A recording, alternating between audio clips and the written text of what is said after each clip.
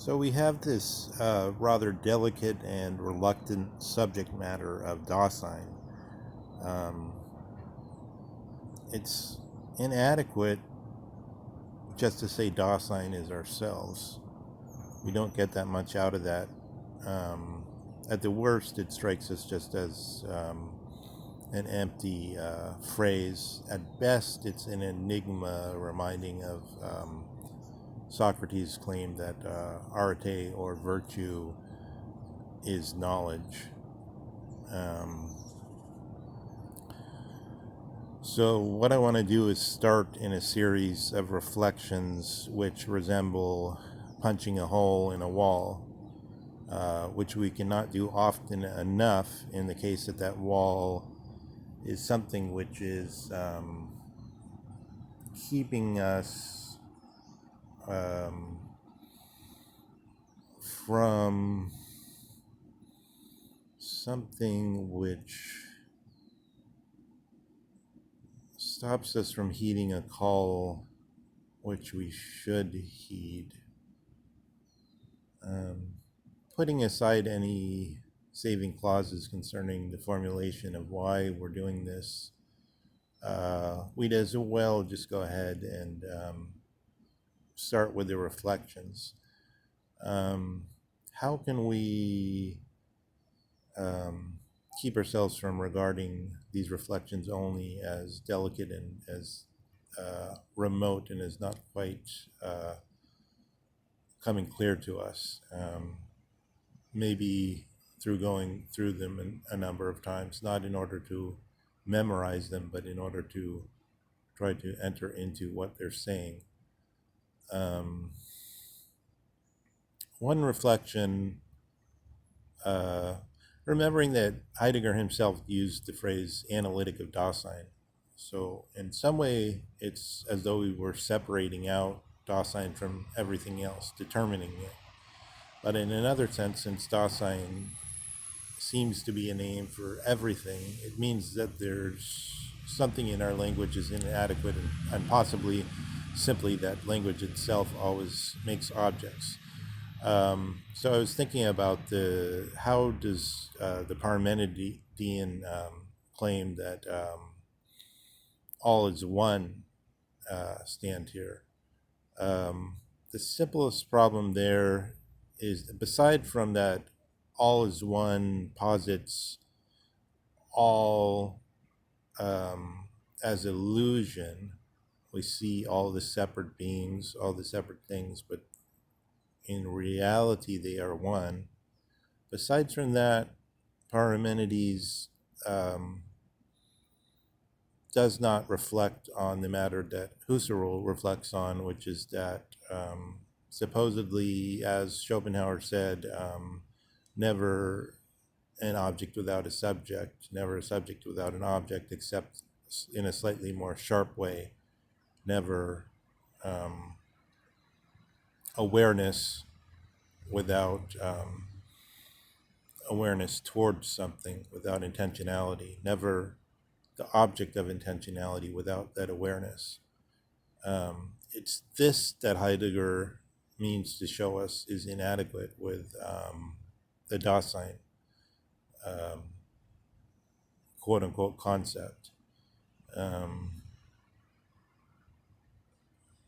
Dasein means that we can no longer think simply of objects for consciousness and our consciousness. Somehow we have to enter into the way this is flowing together. We have the Aristotelian reflection as it would be, let's say, updated, so in Dasein, the Aristotelian reflection that, in a way, the suke or soul is all the things, ta panta. And this is glossed as follows. I look at, for instance, a redwood. I apprehend it and in apprehending it, I in some sense become the redwood. I have to identify myself with the redwood in order to think the redwood properly. It's as though I had become the redwood. Just as when I think of my own body, we're simply more used to identifying ourselves with our body. In a way, the soul is all the things. Um, how does this uh, come? But in this reflection, we're still ontic because all that we just said um, is, as it were, an object. How is it that we're supposed to overcome this uh,